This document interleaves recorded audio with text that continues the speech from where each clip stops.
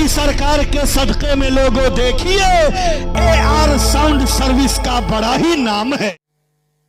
चूंकि जो नबी ने दरसे हयात हम और आपको अता किया, मेरे आका ने, उसको तो हम लोग ताक में रख दिया। अब शरीयत नहीं चलती, तबीयत चलती है। और जहाँ शरीयत छूट जाए और तबीयत चलने लगे तो वहीं बर्बादी का रास्ता भी खुल जाता है। हजरात मोहतरम, मैं कुरान पाक की जिस आयत मुक़द्दसा की तिलावत का शर्फ हासिल किया, इसी से मिलती जुलती बातें भी हैं। अल्लाह ने अपने महबूब को हुक्म दिया, मेरे महबूब आप कह दो अपने मानने वालों से कि अगर चाहते हो कि अल्लाह तुझसे राजी रहे तो मेरी तुम इत्तिबा और पैरवी करो। ये शॉर्टकट बिल्कुल सीधा साधा मफहूम है। इस आयत तैयबा में अल्लाह ने अपने महबूब की शान को भी बुलंद फरमाया है, उनकी शान को का भी इजहार फरमाया, और हकीकत जो बंदगी बतलाई वो नबी की अताअत है। अगर खुदा की रजा चाहते हो तो पहले मुस्तफ़ा की चौखट पे आना होगा। अगर तुम्हें दुनिया की सरबुलंदी चाहिए तो पहले नबी की गुलामी करनी पड़ेगी। अगर तुम्हें जमाने का आका बनना पड़ेगा तो पहले नबी के गुलाम तुम्हें बनने पड़ेंगे। समझ रहे हैं? अगर उस दर की गुलामी मिल गई तो समझिए कि जमाने की सरदारी मिल गई। यही तो होता आया है जी। सरकार सुरकाही की जिंदगी को आप हमेशा सुना करते हैं। वो कौन थे? सच्चे आशिक रसूल थे, सच्चे गुलामे रसूल थे, इसलिए दुनिया ने उन्हें आका मान लिया। जो नबी का शैदा होता है वो जमाने का आका होता है। सरकार सुरकाही का नाम आ गया और महफिल में नूर आ गया, यूं समझ लीजिए। मैं एक बात कह दूं, जो उनके गुलाम होते हैं वाकई में अपना मकाम अलग रखते हैं, वो जो चाहे कर सकते हैं। जिनका कनेक्शन नबी की बारगाह से डायरेक्ट हो जाता है वो जमाने में भी मुमताज हुआ करता है। बज़ाहिर लोग कहते हैं कि सरकार सुरकाही पढ़े लिखे थोड़ी थे। कुछ मुतअस्सिब किस्म के लोग कहते हैं कि सरकार सुरकाही पढ़े उड़े नहीं थे, बस थोड़ा बहुत पढ़े थे और कहीं इस तरीके का कोई वली हुआ है। वली तो बगैर इल्म के होता नहीं है। मुखालिफिन की आवाजें हैं। एक चंदौली की सरजमीन का रहने वाला मुजफ्फरपुर में काम करता था। वो गांव में लोग उसे बुद्धू बुद्धू कहकर पुकारते थे। एक दिन सरकार सुरकाही का गुजर, जिस दुकान में वो शख्स काम करता था उस दुकान में आपकी तशरीफ आवरी हुई। सरकार जैसे ही पहुंचे, ये बंदा देखा, अपने मालिक से पूछने लगा, ये नूरानी सूरत वाला कौन है? ये नूरानी शक्ल सूरत वाले कौन है? मालिक ने कहा, बुद्धू यही तो सरकार सुरकाही है। हम जिनके गुलाम है यही तो हमारे आका हैं। ये रहने वाला था उत्तर प्रदेश का, मुगल सराय के करीब है चंदौली।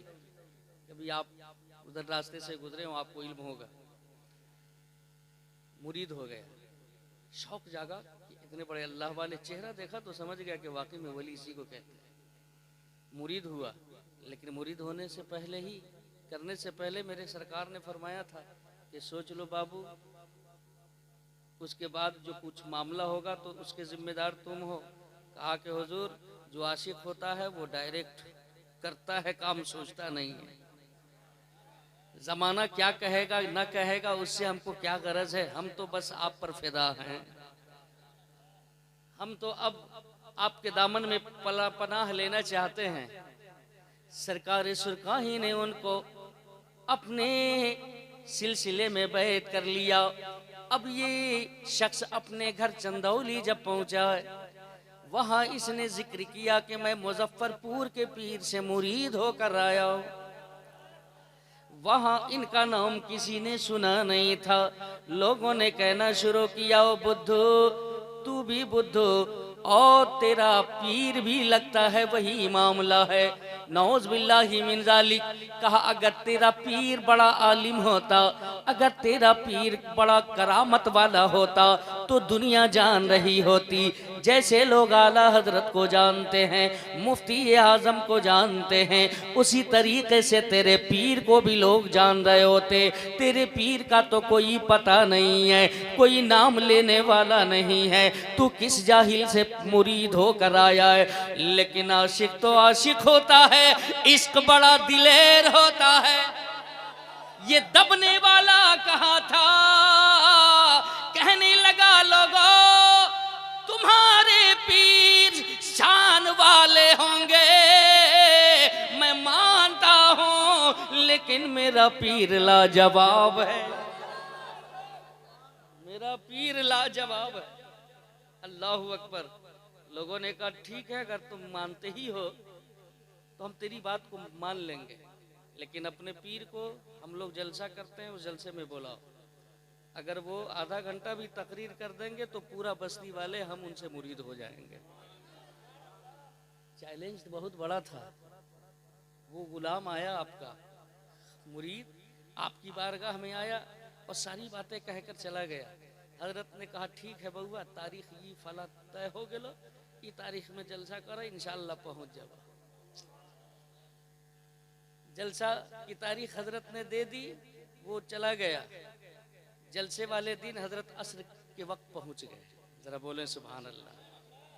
आज ना शायर मुकर्रिर लोग 10 बजे 11 बजे 12 बजे रात को आते हैं, लेकिन बुजुर्गाने दिन का ये तरीका नहीं था। वो बिल्कुल राइट टाइम से भी बिफोर चला करते थे। असर की नमाज का वक्त करीब करीब था वक्त का। आप वहां मुरीद के घर पहुंच गए, असर की नमाज अदा फरमाई। असर के बाद जियाफत का मामला हुआ, मगरिब की अजान हुई, मगरिब की नमाज हुई, उसके बाद जलसा शुरू। ईशा की नमाज के बाद लोगों ने कहा कि ओ बुद्धू जाओ अपने पीर को बुला करके ले आओ, जाओ, अब उनका वक्त शुरू हो रहा है। ये आ गया सरकार की बारगाह में, कहने लगा सरकार अब तैयारी शुरू फरमाएं, अब आपका नंबर आ गया है। आपने फरमाया बाबू वो हमारा झोला उठाओ। वो झोला करीब लाया गया। सरकार सुरकाही ने फरमाया पहले तो तुम वजू करो। ये परेशान नजर आने लगा। कहा तकरीर इनको करनी है, ये वजू मुझसे करवा रहे हैं। कहा वो झोला लाओ, उससे जुब्बा और अमामा शरीफ निकालो। जुब्बा अमामा सरकार ने फरमाया तुम पहनो। ये कहने लगा सरकार मैं क्यों पहनूं? कहा तकरीर तो आपको करनी है, भला मैं तो जाहिल इंसान हूँ, मैं क्या कर सकता हूँ? सरकार सुरकाही ने फरमाया अरे वाकई में तू बुद्धू है, अगर मैं तुम्हें जुब्बा दस्तार दे सकता